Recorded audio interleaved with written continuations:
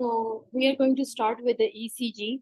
So ECG, we need to know what's the basic ECG. So we are going to start with normal sinus rhythm. What is normal sinus rhythm? When there is a P, there is a Q, there is R, and there is S, and there is T. Okay, so now what we need to know is how many boxes it's there in the QRS. If you can see it here, the Q, P, Q, R, S, T. It includes 1, 2, 3, 4, 4 lines, but 1, 2, 3, 3 boxes. So if we have to say in a normal P, Q, R, S, T, there is actually of the 3 big boxes that will cover the P, Q, R, S, T. Why we need to know? Because if we know the normal one, then we will be able to tell this is bradycardia, or this is the tachycardia, or there is a prolonged PR wave, there is a prolonged ST, or there is how long it is. So after that, you can easily tell how much is it. So there will be 3 big boxes to make one PQRST. Okay, so in which lead you can find a normal PQRST easily. So in the lead 2, if you are find suspicious of like there is something wrong with the PQRST, always look for the lead 2, then go for further thing, especially if you are looking for P wave. Always find P wave in the lead 2. Okay. Now we are going to talk about what is the normal sinus rhythm. What actually normal sinus rhythm is? It's actually created from the SA node. How much heart rate it is? 60 to 100. P waves is similar. Rhythm is regular. If we have to talk about rhythm, there's just a normal trick. If you take one paper and cover this one from here to here and draw 3 lines and move from this ECG to different part and try to analyze how big is it, then you will be able to tell if this is a regular one or this is an irregular one. It is a very easy way to find out if this is a regular one or irregular one. Or you can calculate the boxes. 1, 2, 3, 4. There is 4 boxes in one. Then there is 1, 2, 3, 4. 4 boxes in the other one. It means it's a regular one. So you have to calculate the boxes from R to R.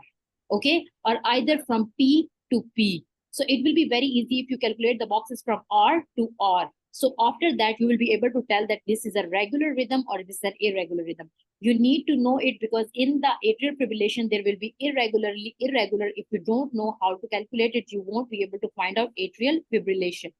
Now, normal PQRS, this is how you calculate. There are 3 big boxes in PQRST, a full wave of PQRST.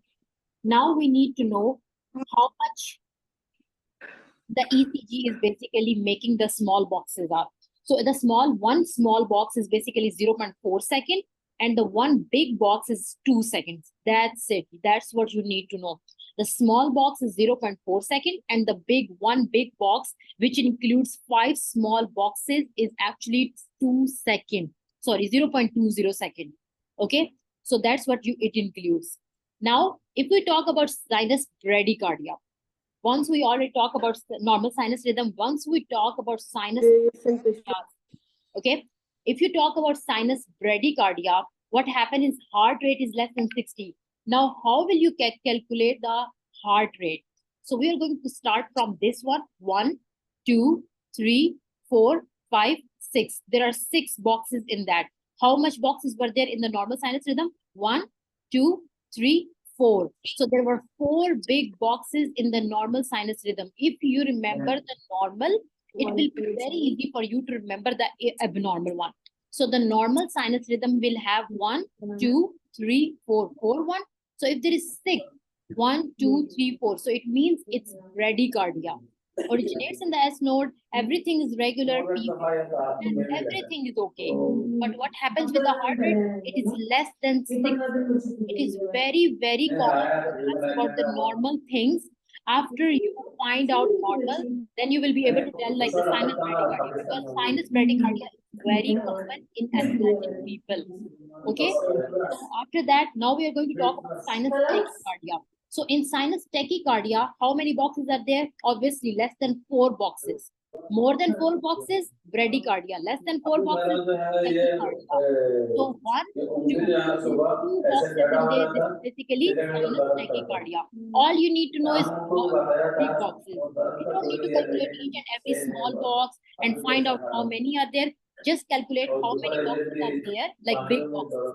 It will be very easy for you to find out if it's a sinus bradycardia or sinus tachycardia.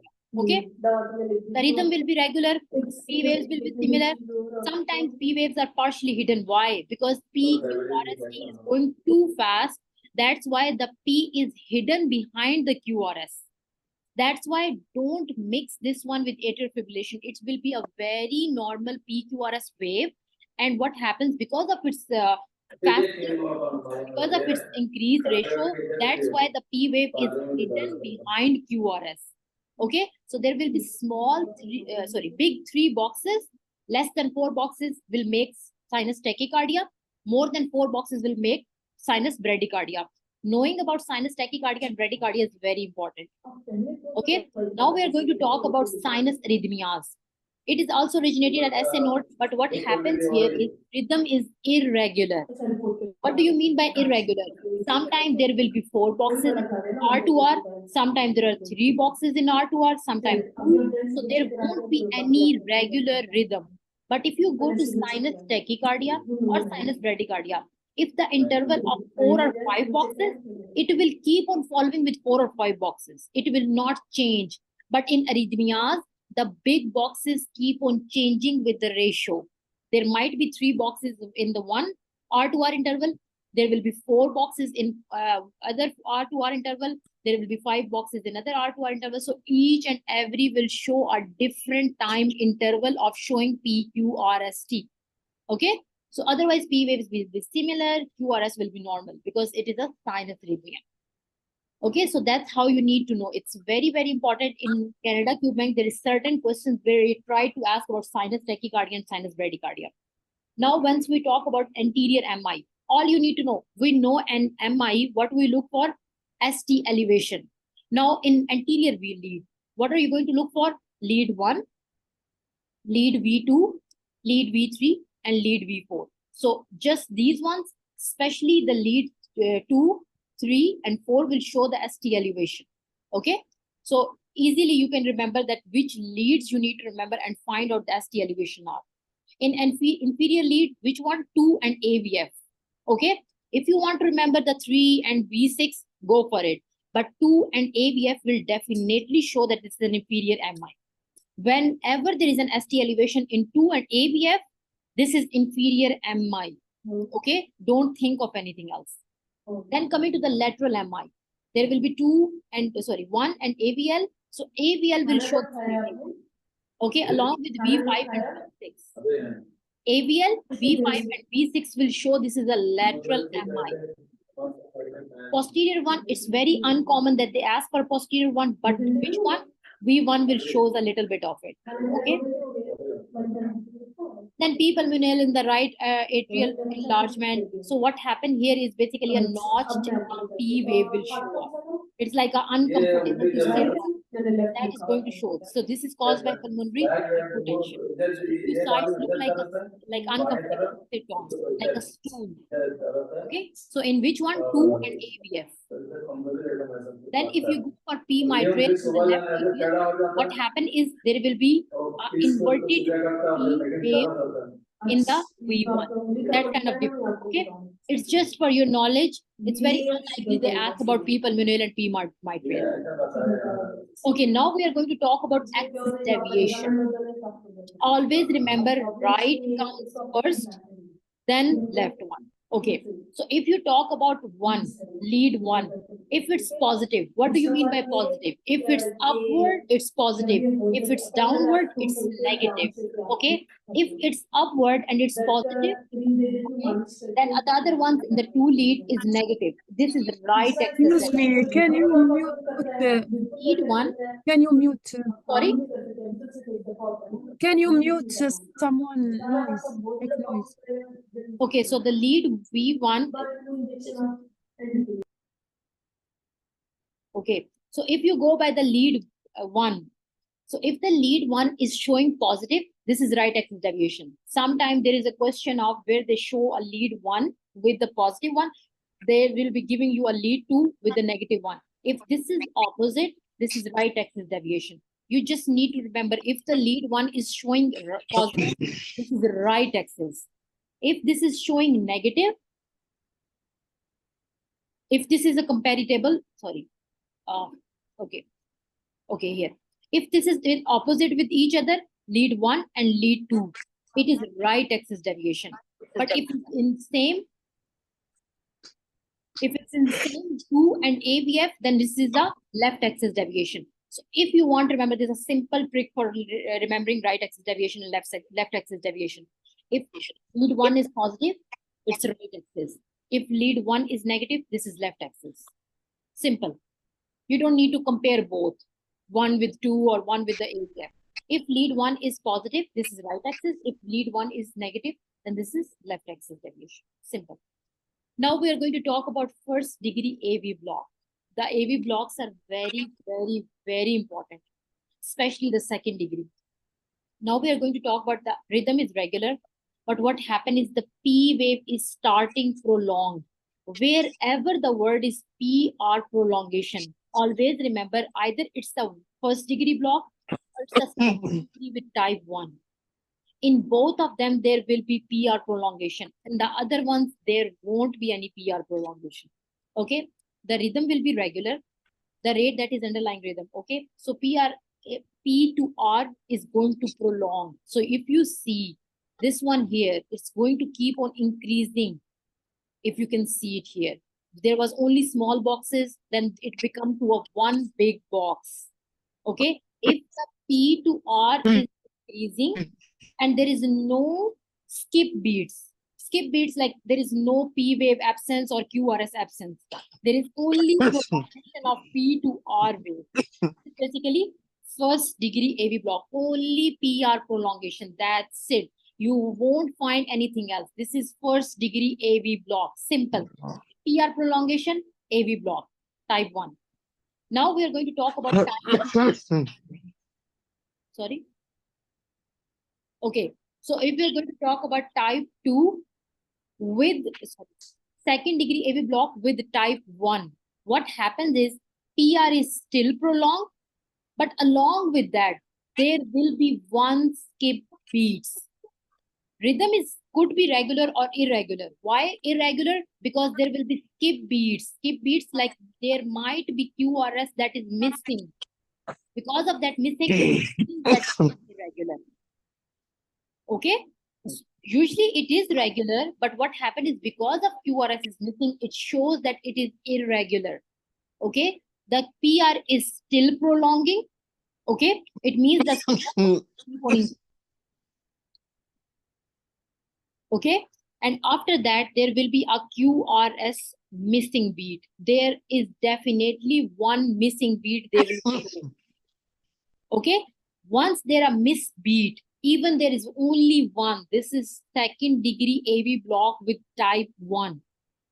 Okay, then we go for the type 2. In this one, there is no PR prolongation. Remember, no PR prolongation starts from the second degree with type 2. It's very sorry. Okay, the PR interval will be very prolonged. I'm sorry, the PR will not be prolonged. Okay, PR will be normal or could be prolonged, but they will show you the normal one. So you will be able easily distinguish it. Okay, now what happened is there will be a lot of skipping beat. After every 3 QRS, there will be one skip beat. After every 2, there will be one skip beat. After every 3, there will be one skip beat. So there is a lot of skip beats, but no PR prolongation. No, not a single one. Okay, not a single small box will be increased. PR will be normal. Then coming to the third one, there is a complete dissociation of P to QRS.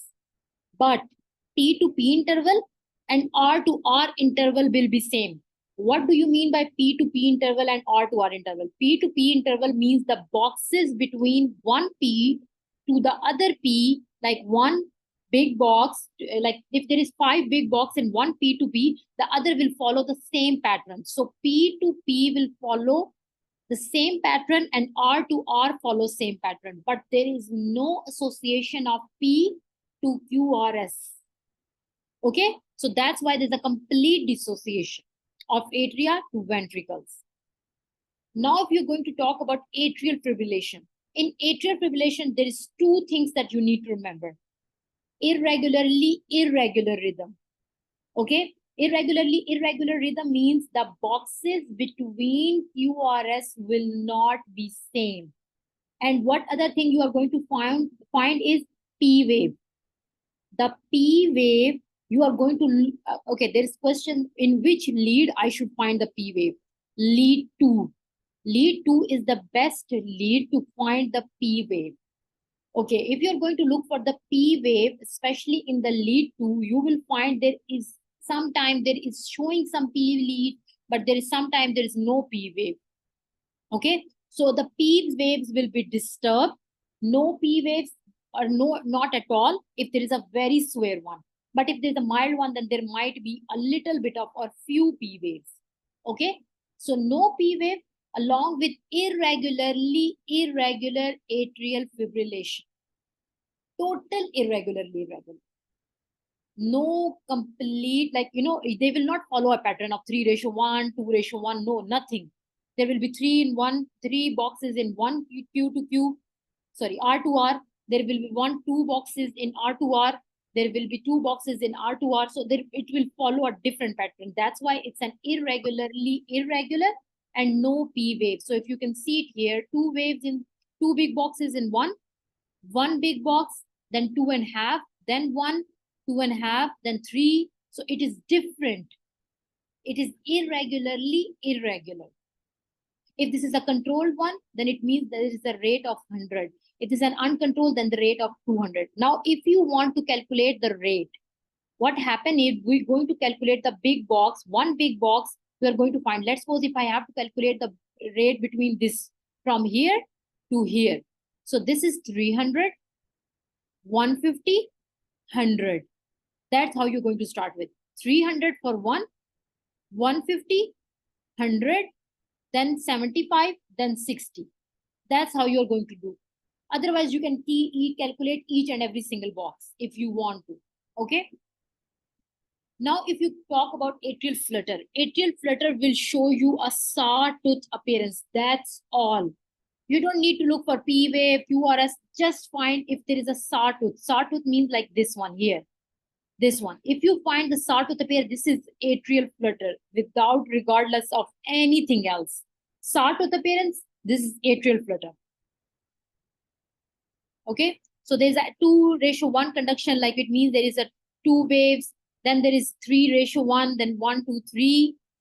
Okay. Then there is 4:1, then 1, 2, 3, 4, and then there is 1 QRS. Okay. So it means there was 4 P waves, and then there was 1 QRS. That's why this is 4:1. 4 is P and 1 is QRS.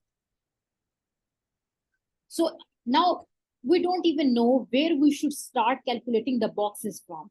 Okay. Start counting here if the first QRS is on the dark line. If you find this QRS is on the dark line, like this big dark line, you should start from here because you have to include the P wave.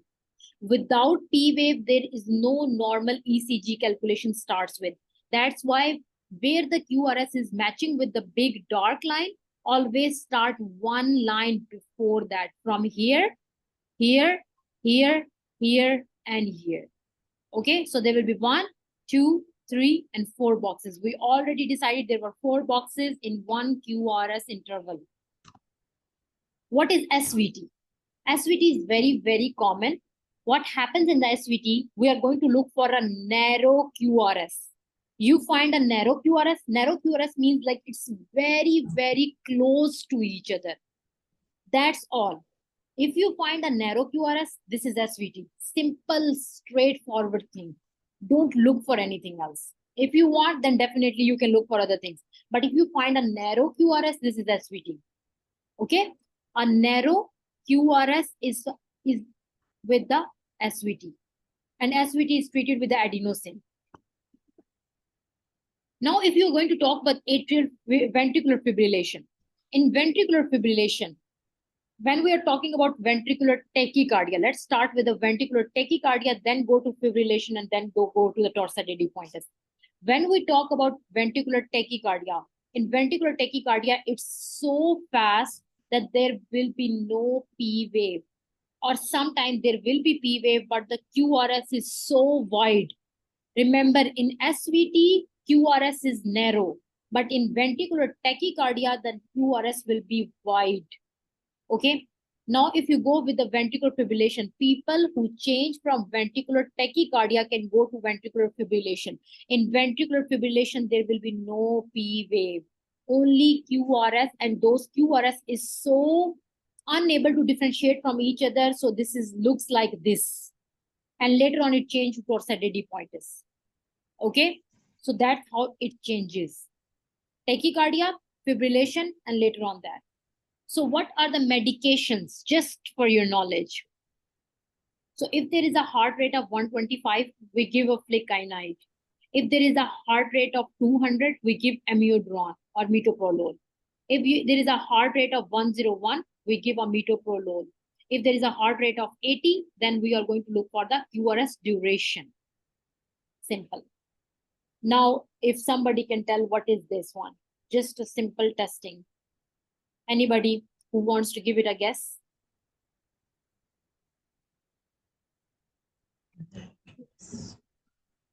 Anybody? What is this ECG?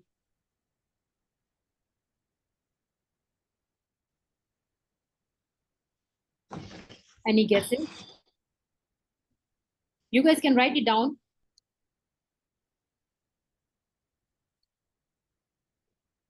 Just give it a try. There is a, how many boxes are there? Is it following a regular pattern? So you're going to follow the rate, rhythm, P wave, QRS. So first find out how much the rate is. 300, 150, 100. So this is 100 rate. The rate is 100. Now we're going to follow the rhythm. Is there 3 boxes, 3 boxes, 3 boxes? So it means the rhythm is regular. Now we are going to look for the P wave. Is the P wave present in the lead 2? Yes. 1, 2, 3. These small ones are P wave. Now we're going to look for the QRS. There is a QRS here, QRS here. Okay. Now we are going to move on. What is the next thing?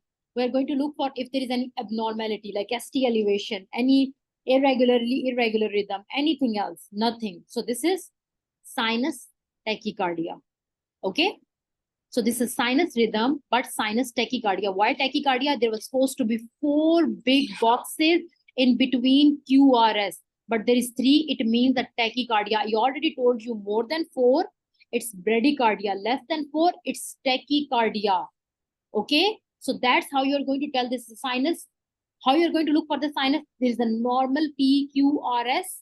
You are going to look for the rate, then go for rhythm, then check for P wave, then check for QRS, and then check for T wave, and then find out if it's irregularity. Is it right axis here?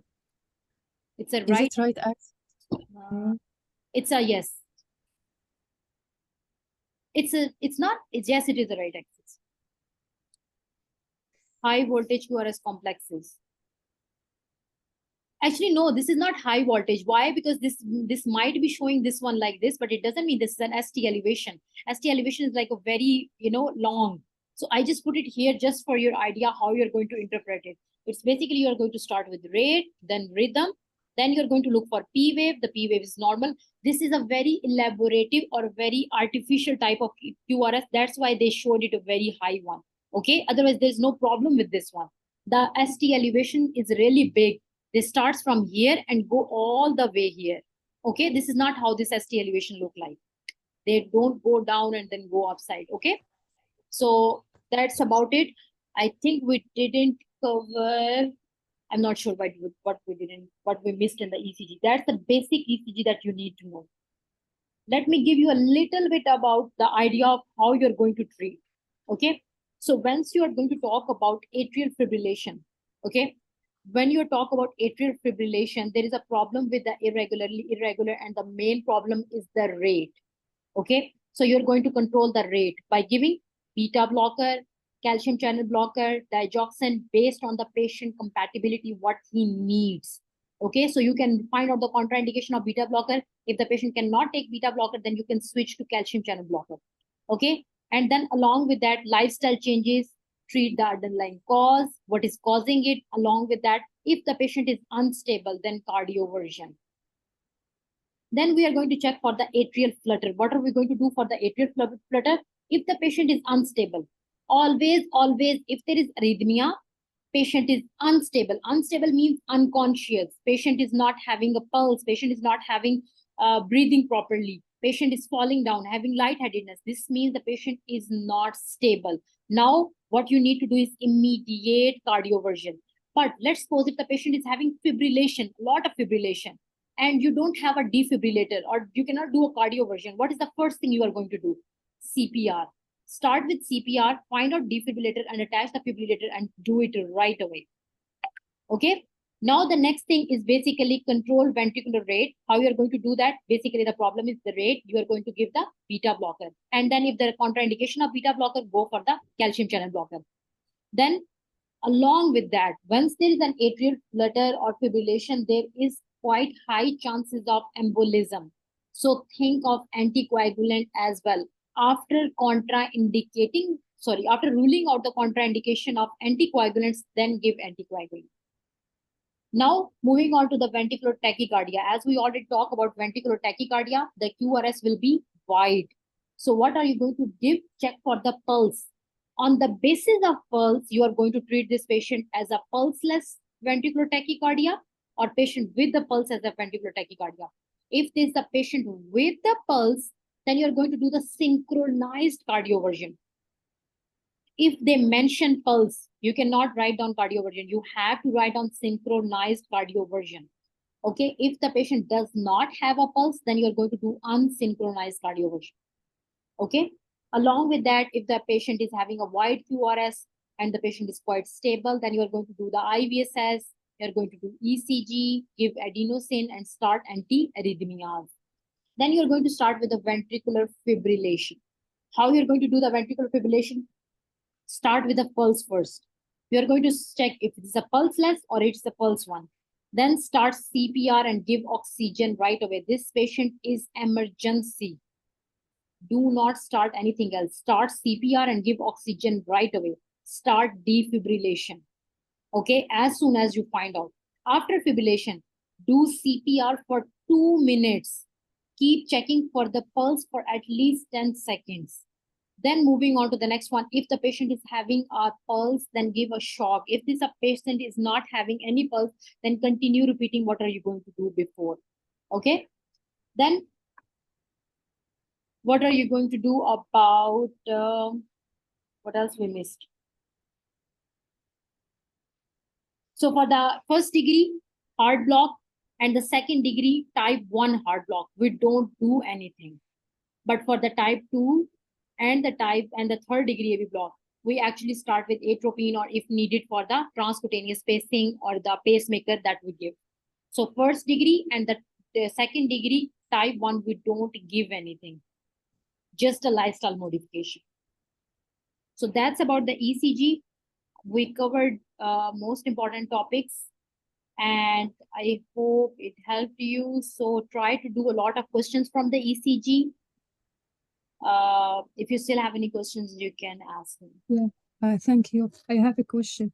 How can we calculate the rate in case of AF? Okay, in case of atrial fibrillation, you're going to check for the regular or irregular. I said rate, rhythm, and regularity and irregularity. So you're going to check for if it's a regular one or is an irregular one. Okay, so you check for there is a 3 boxes. Let's suppose if you go with this one, this is an atrial fibrillation. Let's assume. So there was 3 boxes here. There was a 4 boxes here. So what are you going to do is you're going to calculate with the 300, 150, 100. So after doing these ones, you are going to do further what? You are going to look for the average. How much is actually the average between the two? So there is like, let's suppose if there is a 60 here, you did here, it was like 150. You did here, there was a different one. So what you can do is you can find the average between them. That will be basically the atrial fibrillation. Usually they don't ask for the rate of the atrial fibrillation. It's very hard. It's mostly the job of cardiologists. But for your own knowledge, it's the average we calculate. We find out the this one and then we actually do the average and find out that one. Okay. And the most important thing in the atrial fibrillation is irregular and no P wave.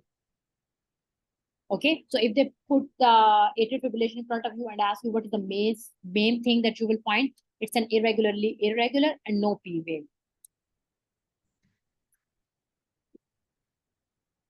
Okay, thank you. And how do you differentiate between sinus tachycardia and SVT? Sinus Okay, tachycardia and sinus tachycardia is sorry. okay, no worries. So sinus tachycardia is like this normal. The pattern will be normal. But if you go with the SVT, it's a very narrow QRS. It's so narrow that you cannot even find one box between them. But if you go with the sinus tachycardia, it's actually the rate that is wrong, but it doesn't mean that there will be no box between them. Okay. Otherwise, what else you can find is the P wave, which is very rarely visible. Because of this one, the P wave is actually quite of invisible. Okay. So why didn't I talk about P wave? Because you will keep on mixing this one with the atrial fibrillation. That's why I didn't talk about this one. But what happened here is if the QRS is too narrow and going too fast, you won't be able to find any P wave. There is P wave generating, but there might be a little hum just right next to QRS. So don't mix this one. Okay. So this will be too narrow. There won't be any box between them. There won't be any box, but sinus tachycardia, it's not important that there won't be any box. This will be the typical feature in the SVT is narrow QRS. Thank Okay? you, thank you. So I if you got it. Yeah, compare the thank range, you. it would be very high and along with that. But if you go with the sinus tachycardia, the rhythm will be similar. You will find an exact nice P wave. You will find a very nice P wave in the sinus tachycardia. But the SVT, you won't find any P wave. It will be very invisible type of that. There will be P wave, but you are not able to differentiate it. Okay?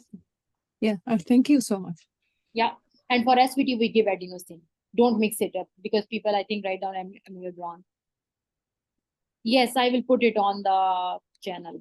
Okay. So that's about it. And see you next time.